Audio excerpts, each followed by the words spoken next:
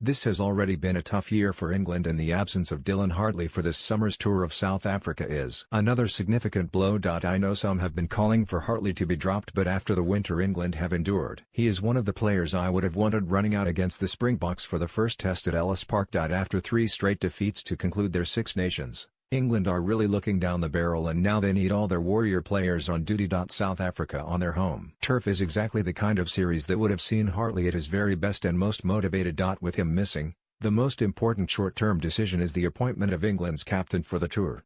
In my estimation, it must be Owen Farrell. England had hoped to rest senior players after 2 busy summers in succession, in Australia in 2016 and the Lions in New Zealand last year, but South Africa has now become a must-tour trip.